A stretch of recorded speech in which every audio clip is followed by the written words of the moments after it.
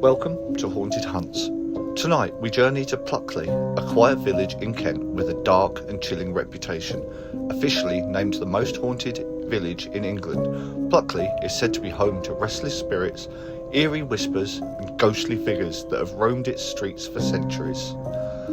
From sorrowful red lady searching for her lost child to the phantom highwaymen lurking in the darkness, Pluckley's history is filled with spine-tingling tales, but how much of it is legend and how much is real?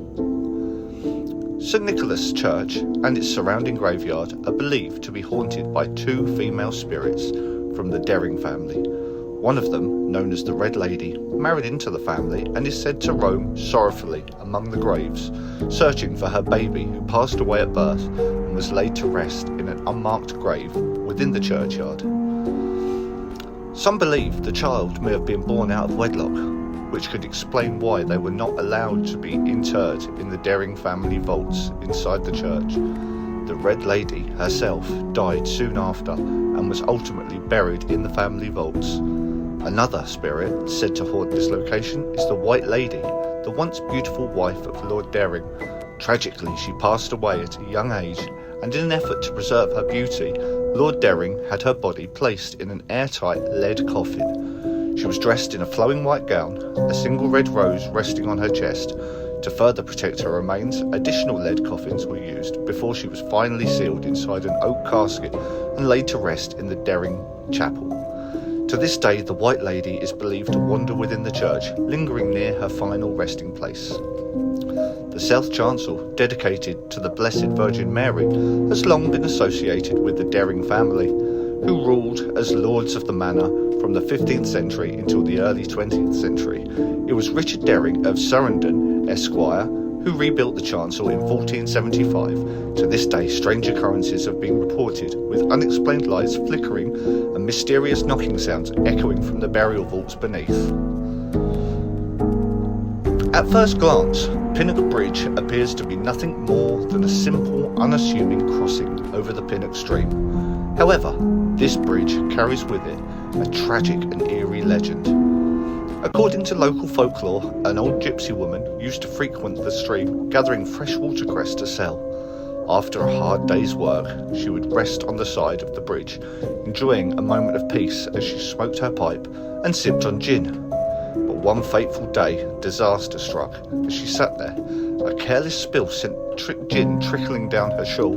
Moments later, a stray spark from her pipe ignited the alcohol, engulfing her in flames. The fire spread rapidly, and despite her desperate attempts to extinguish it, she perished in the very spot where she had often sat. To this day, many claim to have seen her ghost lingering at Pinnock Bridge. Witnesses report the eerie sight of an old woman sitting on the bridge's low wall, her figure faintly illuminated as if flickering like a dying flame.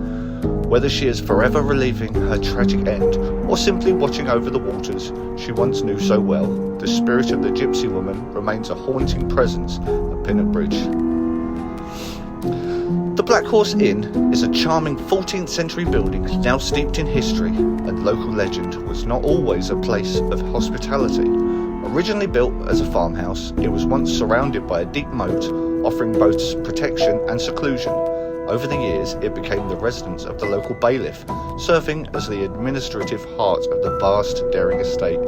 From within these old walls, the affairs of the estate were managed, decisions were made, and history unfolded. But beyond its historical significance, the inn is also known for something far less ordinary: a mischievous spirit that still lingers within. Unlike the darker haunting found elsewhere in Pluckley, this ghost is said to be more playful than menacing. Staff and visitors alike have reported strange occurrences, particularly objects mysteriously disappearing only to turn up in the most unexpected places. Glasses, keys, and personal belongings seem to vanish into thin air as if taken by unseen hands. Some believe the spirit enjoys nothing more than a bit of harmless mischief, teasing those who work and stay within the inn's ancient walls. Whether it's a former resident of the farmhouse, a long-forgotten bailiff, or simply a restless soul with a mischievous streak, one thing is certain: this inn holds more than just centuries of history. It holds a ghostly presence that refuses to be ignored. Another interesting drinking house is the Daring Arms. Built in the 1840s, the Daring Arms was originally constructed as a grand hunting lodge, serving as a retreat for aristocrats and wealthy landowners who came to the area in pursuit of game. Over time, it transformed into the charming inn it is today, standing proudly at the approach to Pluckley railway station. Despite its warm and welcoming atmosphere, the building is said to have a spectral resident who never truly left. According to legend, the spirit of an elderly woman haunts the Daring Arms. She is most often seen seated quietly at a table by the window, gazing out as if waiting for someone or something that never arrived. Staff and patrons have reported fleeting glimpses of her reflection in the glass or the eerie sensation of being watched while passing by. Some even claim to have felt a sudden chill in the air near her unusual spot, as if her ghostly presence lingers just beyond the veil of the living. Who she was in life remains a mystery. Was she once a guest of the lodge, a weary traveller awaiting a train that never came, or perhaps a local resident with a deep connection to the land?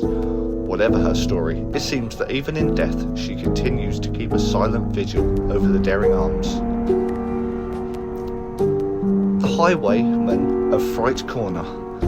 This quiet stretch of land hides a dark and violent past. According to local legend, a notorious highwayman met a brutal end here, cut down in a final desperate fight for his life. As the story goes, he was relentlessly pursued across the fields by the forces of law and order, determined to bring his reign of terror to an end. Cornered, with nowhere left to run, he made his last stand against an ancient oak tree that once stood on this very spot. Armed with nothing but his wits and weapons, he fought fiercely, refusing to surrender, but despite his courage, he was eventually overpowered, his body pierced by the cold steel of multiple swords. His lifeless form was left slumped against the tree, a single blade protruding from his chest. A gruesome end for a man who had once ruled the roots. Though the tree has long since fallen, the highwayman's spirit seems unable to rest. In the cold, eerie stillness of winter nights, his final moments are said to play out once again before the eyes of unsuspecting passers-by. Some witness the spectral struggle itself, a shadowy figure battling unseen foes in the darkness. Others see even more chilling sight, the motionless figure of the highwayman pinned to a phantom tree by the ghostly shimmer of a sword, his tragic fate eternally replaying in the silence of the night. Daring Woods, often referred to as Screaming Woods, are famously regarded as the most haunted woods in Britain, earning their eerie nickname due to numerous accounts of chilling screams echoing through the forest at night, as well as footsteps and whispers heard during foggy days. Legend has it that the woods are haunted by the spirits of those who became lost within them, with one of the most well-known spectres being an 18th century army colonel who reportedly took his own life. Locals frequently report encounters with shadowy figures following them as they pass through the forest. Adding to its mystique, the area is also home to one of the world's oldest Neolithic sites. For years, the woods have been at the centre of strange and disturbing events.